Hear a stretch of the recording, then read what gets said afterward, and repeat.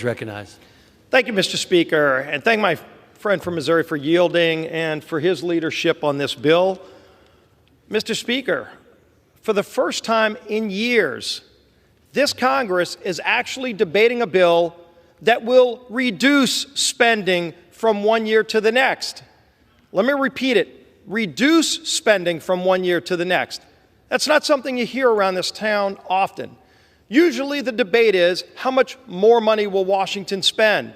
And in fact, if Republicans were not in the majority in this House, that's exactly the debate that would be going on. How much more to spend, how many more taxes to raise, because that's what President Biden wanted at the outset of this debate on the debt ceiling.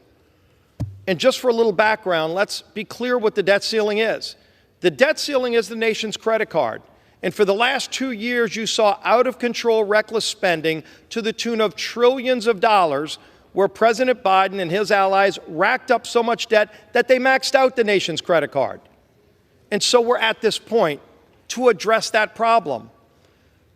But, Mr. Speaker, wouldn't it make sense at the same time that we're addressing the problem that President Biden created with years of spending money that we don't have, that we also have an honest discussion and start solving the problem that caused the nation to max out the credit card?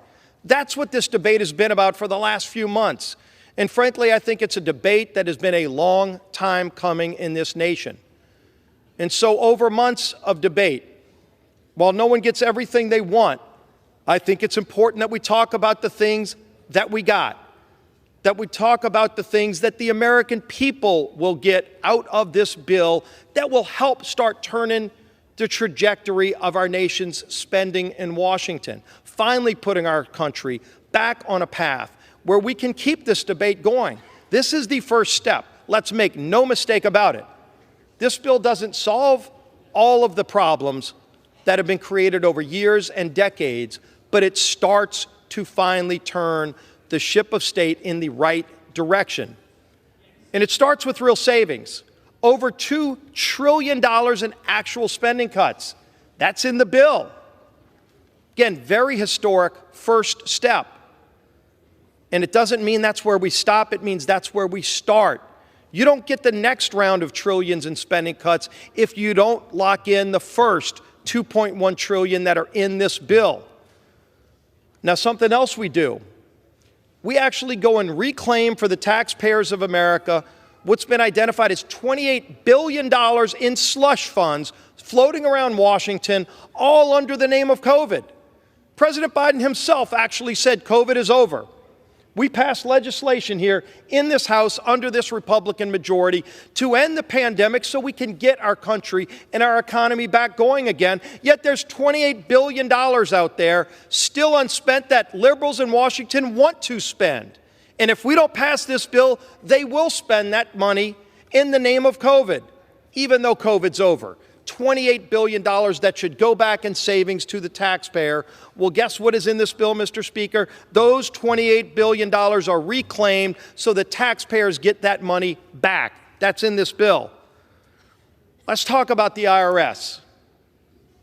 In my years in public service, in the state level or in Congress, I've never got a single call from a constituent going, you know what?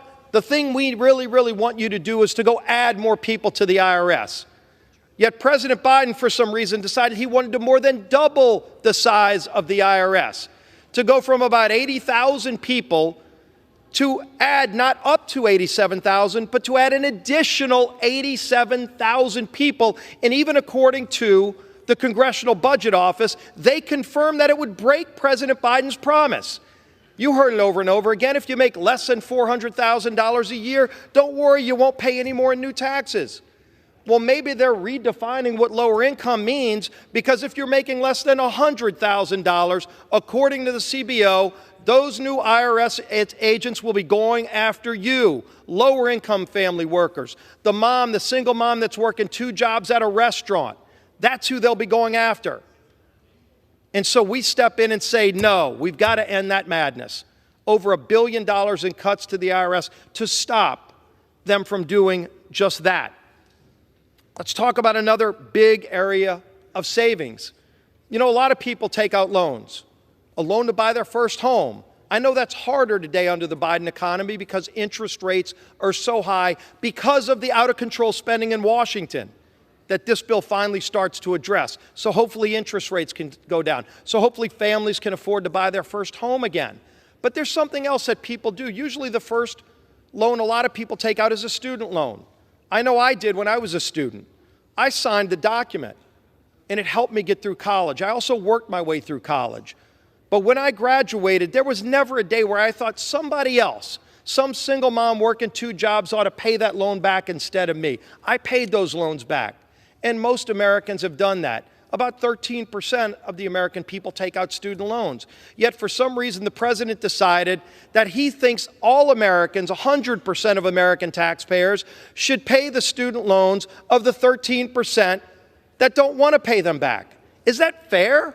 Does anybody think that's fair to all of those people who are working hard, barely getting by in a tough economy? And so what we do is we actually start those loan payments back. That's $60 billion in savings just this year, in the first year, so that people don't have to carry the burden for something that somebody else said they would do. This is America. We make our choices. If you want to take out a loan, you should have that ability, but you shouldn't then expect somebody else to go pay it for you. Let's get back to the values that made this country so great. We put real permitting reforms in place, something we haven't seen in decades. Anybody that's trying to build anything in America, if you're trying to build a factory, if you're trying to maybe add on to your farm, if you've got a barn and you want to add on to it, they find a puddle in the back and under waters of the U.S., next thing you know, you got 5 different federal agencies where groups are suing to stop you from getting that permit, even though you've done everything right, you followed all the rules. So we finally fixed that. We create a one-stop shop so that if you're trying to get a permit, if you're playing by the rules, somebody else can't go game the system to try to kill your project by going to one agency and you spend 2 years fighting that lawsuit, you win that one, the next day they file another lawsuit with another agency and another, and next thing you know, it's 10 years later and you just give up and walk away. It happens all the time in America. By having a one-stop shop, but we also put shot clocks on the unelected bureaucrats. Because you know what, Mr. Speaker, if a federal agency tells you that you have to get them some information back, they don't say, hey, get it to us whenever you want it. They give you a deadline, and it's usually pretty soon. And if you don't meet that deadline, you don't get your permit. But if you get them all the information, you might wait 6 months, a year, or longer to hear back from the federal agency. These are people that work for the taxpayers of America. Shouldn't they have the same requirements and a shot clock on them that they put on you, the American people paying their salaries? That's in this bill. And finally, Mr. Speaker, real work requirements. I don't think there's ever been a time in America where there are more jobs that are open, people looking for workers. You can go to a restaurant if you want to take your family out for a nice dinner, and you're seeing a third of the tables empty, yet they're not seating anybody because they don't have enough workers. Why is that? Because the federal government is paying millions of people right now not to work. Think about that.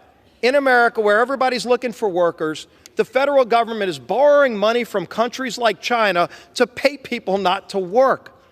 This is insanity. And for all the people out there that are working, they're paying that freight.